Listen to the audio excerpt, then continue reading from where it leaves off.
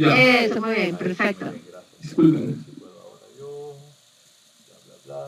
Oh, share sound también. No, no, no, no, no. ¿Dónde está PowerPoint? Aquí. Ok. Hasta el comienzo. Presentation slideshow. From beginning. Ok.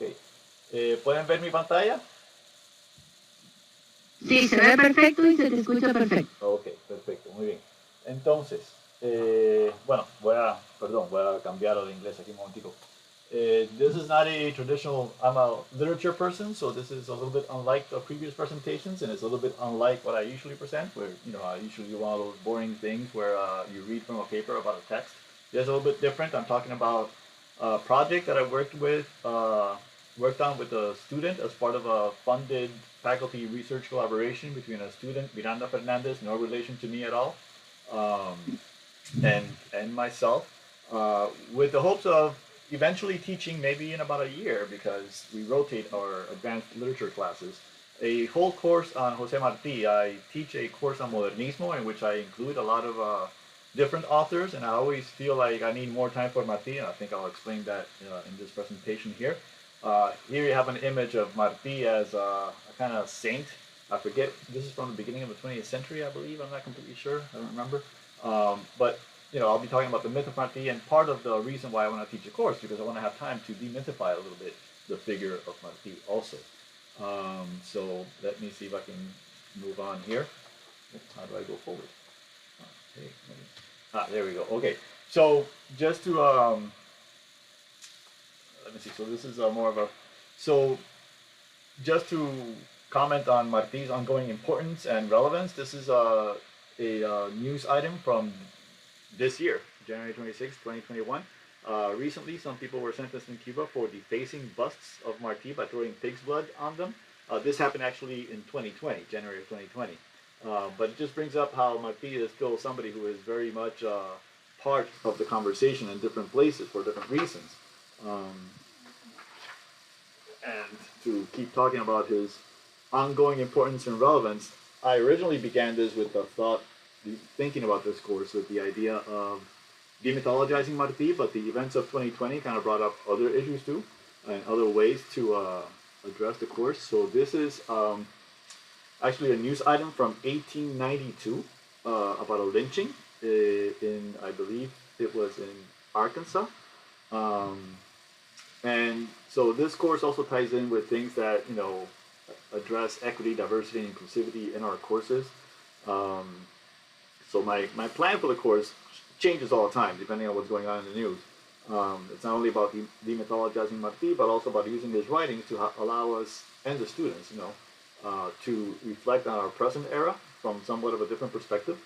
Um, this is a selection from this text that Martí writes a crónica about this event in Arkansas. And I have it here in English and Spanish. I'm going to read the Spanish here, where he talks about what happens here. Apretaron a Coy. Coy is the name of the person, the black man that was lynched. Apretaron a Coy contra el tronco con cinchos de hierro, le echaron por la cabeza baldes de petróleo hasta que se le empaparon los vestidos. A un lado la gente, a un lado, para que las señoras me vean bien. Y cuando la señora Jewel, he was accused of assaulting Mrs. Jewel. Y cuando la señora Jewel, de pañoleta y sombrero, salió de entre el gentío, al brazo de dos parientes suyos, rompió en vivas el pueblo. ¡Viva la señora Jewel! Las mujeres ondeaban los pañuelos. Ahí todo el pueblo está reunido aquí para ver este acto, ¿no? Los hombres ondeaban los sombreros. La señora Jewel llegó al árbol, encendió un fósforo, puso dos veces el fósforo encendido a la levita del negro, que no habló, y ardió el negro en presencia de 5,000 almas. O sea, es esta descripción muy gráfica, ¿no? De lo que sucede, no de este lynching, ¿no? Oh, now I switched to Spanish. And by the way, you'll notice the news article says 1,000 people. Martí mentions 5,000 people. There's actually another part of the article where they mention 5,000 people, so that's not Martí's change there. Some of you may have seen this recently. This news item, this is from ABC News Prime on December 30th, 2020, from when a young black man was accused by this woman who claims to be of Puerto Rican heritage from something else that I read somewhere, of stealing her phone. And then this was in the news for a while. I don't have a video clip of this, but this was in the news that day, that same day. Oh,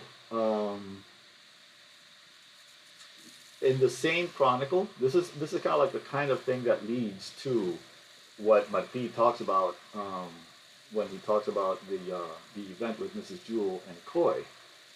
In that same Crónica that Martí writes about the lynching of the black man, he also includes a section on people leaving for Liberia in the 19th century in 1892, and he writes, en el sótano de una misión, picaninis, escribe Martí, y madres y abuelos comen ávidos la sopa de caridad que lo mejor de la familia negra de Nueva York envía a los que vienen de allá del territorio indio buscando el barco que les ofreció la gente de una compañía de Liberia.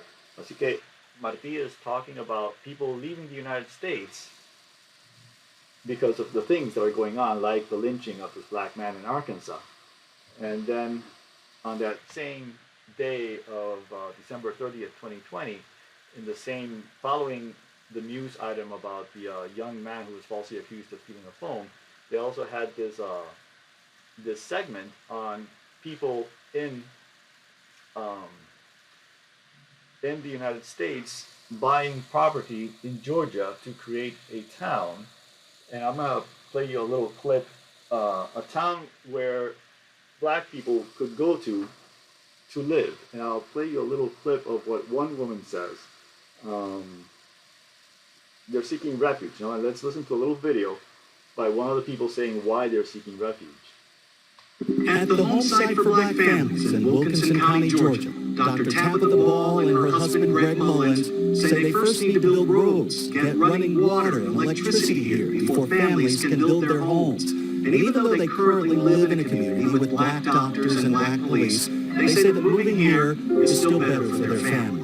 We're not preaching separation. We're not preaching segregation. No, we just want to be safe. That's it. Exactly. That's all we're asking. Anything else? I just want to live. Exactly. That's for just to be safe and happy That's what and this is healthy. getting from. Safety. That's what this is about. So that's in 2020, and this is what Martí says about why people want to leave for Liberia in 1892.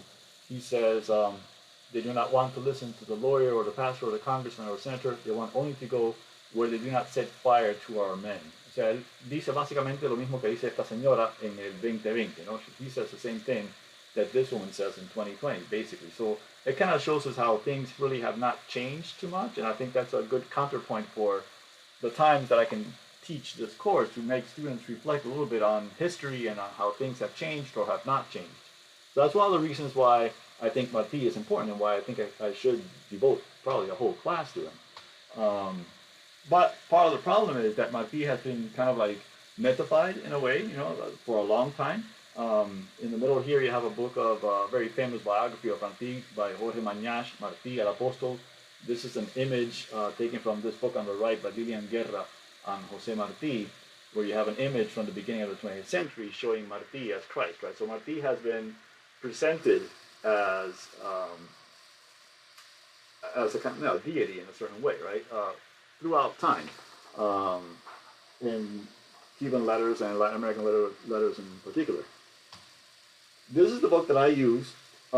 This all comes to the fore when teaching survey courses in literature, which by necessity are limited and reductive and consequently tend to convey or perpetuate the dominant narratives of nationalistic discourses, leaving little room for the silenced narratives of others who are less influential the history students of a second language need to first understand before beginning to understand how those narratives were instrumental in the silencing of others. So first you have to teach students what they don't know yet about the nationalist discourses, and then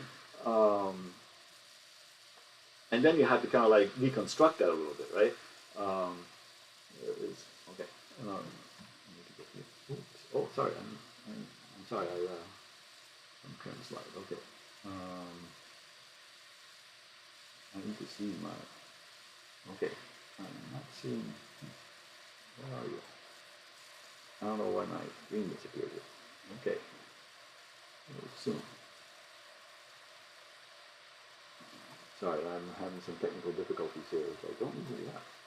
Okay, but anyway. Okay, so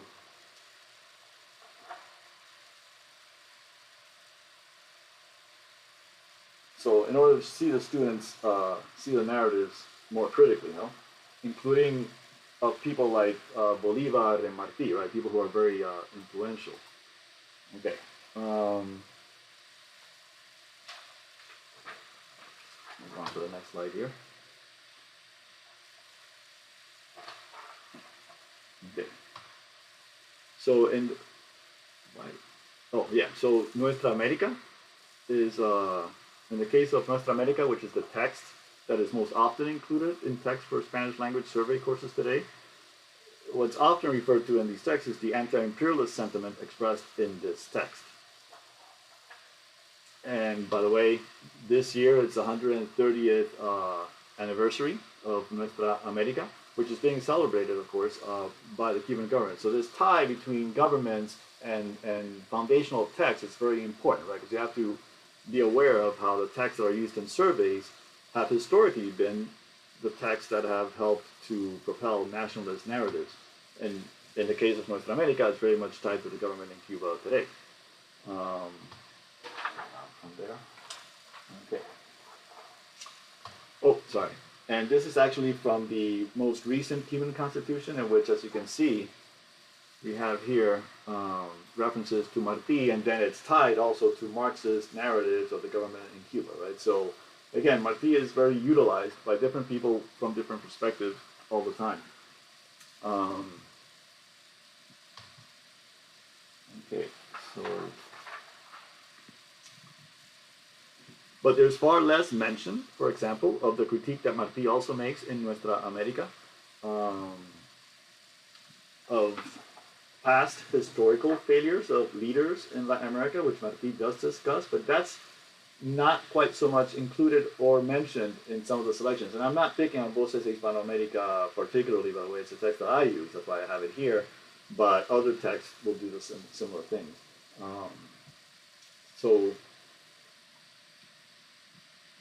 Which is what leads to the rise of demagogues, because Martí discusses how the lack of the elites to understand the masses in Latin America leads to the rise of demagogues and caudillos del pueblo, which in 2016 I thought was particularly interesting to discuss, because that's kind of like a similar situation that was happening here, I thought. And then there's Martí's at times authoritarian and menacing tone. The Voces selection, for example, begins with a section about orgullo of Latin American nations, the pride of Latin American nations, skipping the more problematic phrase about hay que cargar los barcos de esos insectos dañinos, and Martí is referring to people who are thinking about being in Europe, but they're Latin American. And he says, hay que cargar los barcos de esos insectos dañinos que le roen el hueso a la patria que los nutre, ¿no? Words that strike anyone whose identity has been dehumanized as particularly dangerous, as in the rhetoric of the Cuban government, but not exclusively the Cuban government, in reference to anybody that is critical of the government. The Cuban government used the term gusanos, for example, right, to refer to those who were critical of it. Here then is one such tension between the need to present historical context and master narratives students are unaware of, and then to subvert or critically analyze those same discourses. But survey courses, of course, allow little time for such initial exposition and then deconstruction, right? And by the way, maybe it's comments such as those in the previous slide. This is from Enciclopedia Universal Ilustrada from 1956 in Spain, and they talk about Martí's carácter intransigente, right? His intransigent character, right? And that's evident in some of the readings of Martí. And then we have to think about Martí in a very famous letter, his last letter to his friend Manuel Mercado, talks about el norte revuelto y brutal. And you have to wonder, what is he referring to exactly when he talks about el norte revuelto y brutal? And this is another of those topics that's very much in the news today. Martí writes a lot about immigrants in the U.S., from Germany, from Ireland, from Italy. And he's not always a very positive person about immigration. And this is from a crónica that he writes, kind of like a warning to Mexico about the kinds of immigrants. It's called Aviso a Mexico, in which he's warning Mexico about the kind of immigrants. There's articles being published in the U.S. that are talking about how certain immigrants might do better in Mexico, right? And he says, yes, and this is written to a Mexican newspaper. Y es cosa de pensarse, por lo mismo que está sucediendo en los Estados Unidos, qué especie de inmigración debe llevarse a nuestras tierras, the lands of Latin America, right? Y con qué privilegios y hasta dónde deben gozar de los derechos públicos, y si va sobre seguro el pueblo que dé intervención en sus cosas a los extranjeros antes de que críen familia en él. So he's talking about what kinds of rights you should give the immigrants, right? Y lo amen before they become part of the society, right? Cuando para traer la inmigración no es necesario ir a tanto ni poner en peligro como se han puesto aquí las instituciones nacionales. So is this what Martí is talking about when he's talking about el norte revuelto y brutal? What is he talking about? He makes a lot of comments in different crónicas about the different immigrants that are here and how they endanger los verdaderos americanos, which is the phrase that he uses, right? So he does use a phrase like that. And then the other problem is, and I'll skip over this a little bit, there's a lot of different editions of Martí's Obras Completas, and it's kind of hard to find the text. Sometimes when you read an article, they'll refer to one version or another of the Obras Completas. I'm going to skip all these. They're not all the same. There are some that are available online, so they're very good for free from Portal José Martí from Cuba. But there's different editions of it, and it's kind of hard to find some things. Some helpful texts I found. This one here on the left has a lot of the crónicas that Martí writes from the United States from 1881 to 1892, some of which were not in the Obras Completas, depending on which edition you have. This Nuevas Cartas Nueva York is already a bit dated, but has some stuff that were not in some of the earlier Obras Completas. The biography that I mentioned earlier is still a good biography, well written too. And this Diccionario de Pensamiento Martiano has different, you can look up different things that Martí says, so it helps to kind of like identify different topics that you might want to find in some of the works of Martí. Also, this book, Destinatario José Martí, Martí's writings, another thing that is very useful to include in a course is his opinion and what he says about women and their role in society. This is actually a letter from 1875 from somebody that he met, I believe, in Zaragoza, if I remember correctly. I can't see. No, in Madrid. Who writes to him, right? And apparently he had some kind of amorous relationship with him. And Martí writes a lot about amorous relationships between men and women, especially in his novel Lucia Jerez. And this is a letter that presents Martí as he's 22 at this point. So as a young man, right? So in order to demythologize Martí, you also have to humanize him. And this is a letter written to him by somebody who apparently was very enamored of him, right? And she says, Di, ya se te olvidó lo que tan eterno parecía, and she's referring to a relationship between them, right? Idolatrado Pepe, escríbeme alguna vez aunque hayas renunciado a mi amor para siempre. And he doesn't write back. She's telling him to write to her, but he doesn't write back, right? So it lets us see a little bit more of Martí, the human being. Another useful text to complicate a little bit the way that Martí is presented. Martí writes a prologue in the early 1880s, 1883, I believe, to stories by a friend of his, Rafael de Castro Palomino, which is basically a very anti-socialist tract, and Martí is laudatory of it. So the stories here are kind of like Ayn Rand before Ayn Rand. I mean, it's very anti-socialist, and yet Martí seems to agree with it, right? So that would go against some of the way that Martí is presented in present day, at least by the Cuban government with regards to his politics and his hopes for society. But again, it just helps to kind of like complicate a little bit of the picture of Martí. There's other texts, such as Martí writes a reseña, a review of a book by Herbert Spencer that is very critical of the socialism that was going on in England at the time.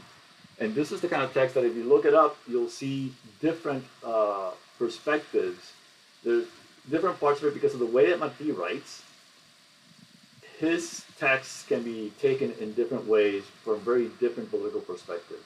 So here you'll see there's two places here from Cuba that are using this text to say that Martí is in agreement with what happens in Cuba because he's somewhat critical of Herbert Spencer.